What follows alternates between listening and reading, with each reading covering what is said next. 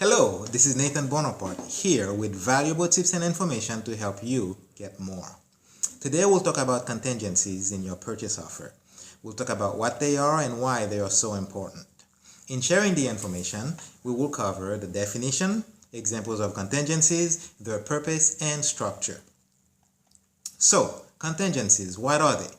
Contingencies are conditions in a purchase agreement, and they state that the agreement is reliant upon certain events taking place, such as approval of a building inspection, delivery of marketable title, or obtaining acceptable financing or mortgage commitment from a buyer's lender.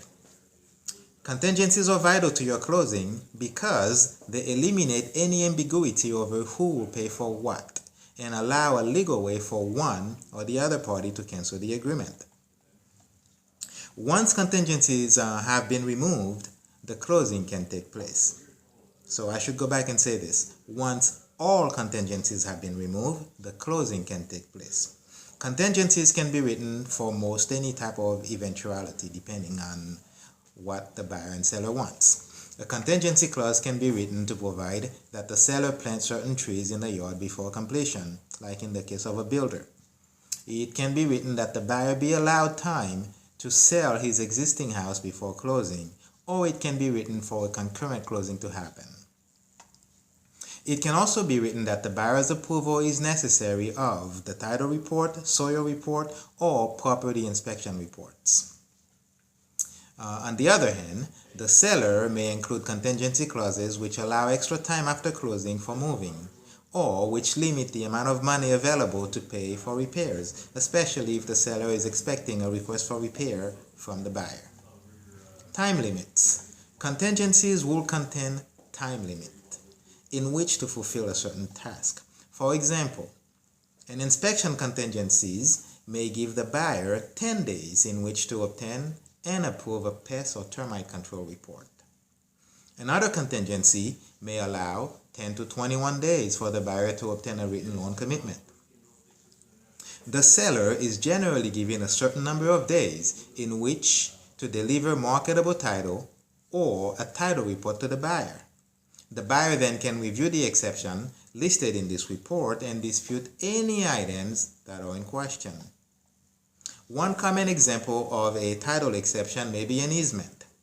If a buyer is planning on adding a swimming pool, for example, in an area where an easement exists, the buyer may want to be sure that this will be acceptable. The purchase contract may be contingent on an acceptable soil report if the buyer suspects the house sits on unstable ground.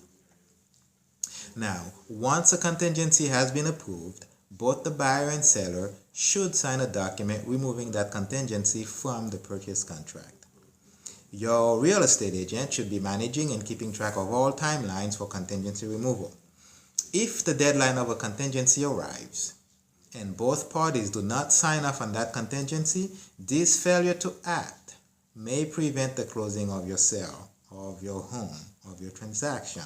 In some cases, it may serve as acceptance of the contingency. For this reason, it is important to keep a calendar of the dates for removal of each contingency.